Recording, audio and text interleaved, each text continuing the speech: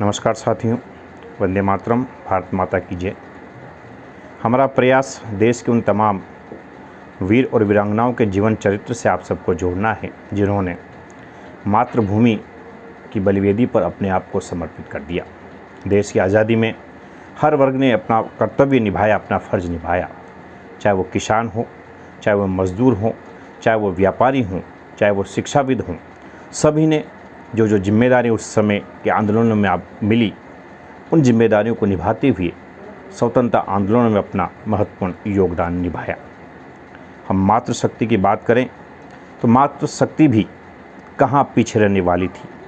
उसने अंग्रेज़ों की गोलियों का, अंग्रेज़ों के बमों का, अंग्रेज़ों के विरोधों का तनिक भी एहसास न करते हुए, घबराते हुए, आपने भी घर की दहलीज को लांघते हुए स्वतंत्रता के आंदोलनों में अपना योगदान निभाया। महात्मा गांधी ने कहा था कि माँ बहनों के सहयोग के बिना आंदोलन सफल नहीं हो सकता। कई ऐसे नाम हैं जिन्हें आप और हम जानते हैं, लेकिन कुछ ऐसे नाम भी हैं जो इतिहास के पन्नों पर दर्ज नहीं हो पाए। नींव के पत्थर बनना उन्होंने स्वीकार किया और उन नींव के पत्थरों ने जो कमाल किया, उसी का फल है कि 15 अगस्त 1947 को देश आज़ाद हुआ। ऐसी कई हमारी वीरांगनाएं हैं जिन्हें हम आज याद कर रहे हैं, और उसी में एक है भोगेश्वरी फुकनानी। जी हाँ, भोगेश्वरी फुकनानी, जिनका जन्म जो हमें इतिहास से जितना मिल पाया है उसके मुताबिक 1885 में हुआ। नौगांव में आपका जन्म हुआ और आपने एक माँ के रूप में, एक पत्नी के रूप में, एक बहू के रूप में अपनी जिम्मेदारियों को तो बखूबी निभाया ही, लेकिन उस समय के राष्ट्रीय आंदोलनों में भी आपने अपनी जिम्मेदारी को बेहतरीन तरीके से प्रस्तुत किया। 1930 के सत्याग्रह आंदोलन में आपने भाग लिया और आपको गिरफ्तार कर लिया गया, लेकिन वो गिरफ्तारी आपके हौसलों को ठंडा नहीं कर पाई। उस गिरफ्तारी से आपके अंदर एक और नए ऊर्जा का संचार हुआ और आपने महिला शक्ति को साथ लेकर भारत छोड़ो आंदोलन जो 1942 हुआ, उसमें आपने सहयोग किया। मैं यहाँ बताना चाहूँगा कि 1942 के उस आंदोलन में बहरामपुर में अंग्रेज़ों की गोलियों से 5 हमारे व्यक्ति शहीद हुए, देशभक्त शहीद हुए। उस समय के हमारे बहरामपुर के तमाम लोगों ने उन 5 व्यक्तियों को शहीद का दर्जा दिया और विजय जुलूस उनके सम्मान में निकाला। क्योंकि उस समय बहरामपुर के जो कांग्रेस का कार्यालय था उस पर अंग्रेज़ों ने आधिपत्य कर रखा था, उस पर ताला लगा रखा था, क्योंकि अंग्रेज मानते थे कि ये जो कांग्रेस का जो कार्यालय है, ये कार्यालय राष्ट्रीय आंदोलन का सूत्रधार है, यहीं से आंदोलन की रूपरेखाएं तैयार होती हैं। जब शहीदों का विजय जुलूस बहरामपुर की गलियों से गुजर रहा था, तो उस समय उस विजय जुलूस ने उस कांग्रेस कार्यालय का ताला तोड़ा और उस कार्यालय को पुनः अपने कब्जे में लिया। जब अंग्रेज़ों को ये मालूम हुआ तो अंग्रेज़ों ने उस समय कैप्टन फिनिश के नेतृत्व में एक सेना बहरामपुर में भेजी। सेना और देशभक्तों के बीच आमने सामने बहुत ज़ोरदार टक्कर हुई, जंग हुई, और कैप्टन फिनिश ने देशभक्तों के ऊपर अपनी रिवाल्वर तान दी, गोली चलाने वाले थे।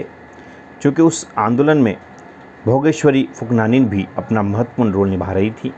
उन आंदोलनकारियों में जोश भर रही थी, जज्बा भर रही थी, जुनून भर रही थी। वंदे मातरम और इनकलाब के नारों से गुंजायमान हो रहा था उस समय का आसमान, और अंग्रेज़ों से न डरते हुए देश के जज्बे के साथ, जुनून के साथ, हौसले के साथ, आत्मविश्वास के साथ, अनुशासन के साथ हमारे देशभक्त आगे बढ़ रहे थे।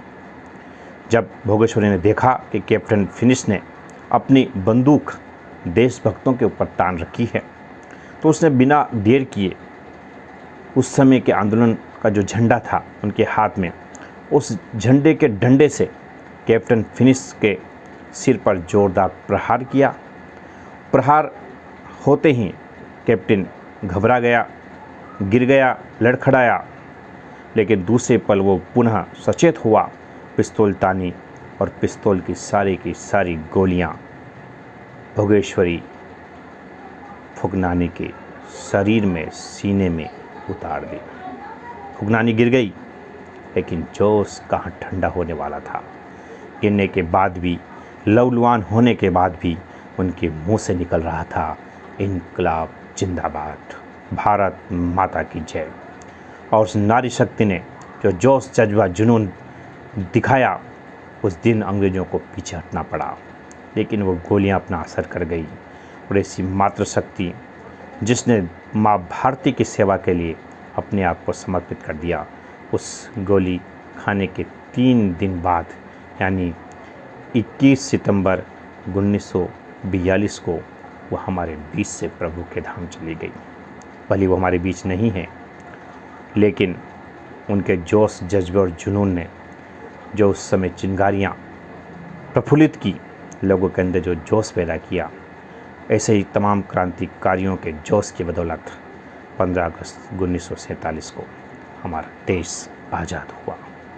भोगेश्वरी फुकनानी का नाम इतिहास के पन्नों पर उस रूप में दर्ज नहीं है, लेकिन आज हम उनकी इस अमर गाथा के माध्यम से जन जन तक उनके किए गए कार्यों से उन्हें याद करने का प्रयास कर रहे हैं।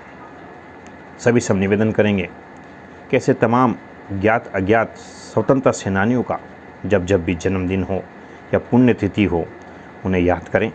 आपके शहर कस्बे में जहाँ भी देशभक्त हमारे राष्ट्र नायकों के स्तंभ हों, चित्र हों, कटआउट हों, चौराहे पर हों, उन्हें समय समय पर उनकी साफ़ सफाई करें, उनका माल्यार्पण करें, उनका वंदन करें, उनका अभिनंदन करें, उनका सत्कार करें, क्योंकि आज जो कुछ भी है हम उनकी बदौलत हैं।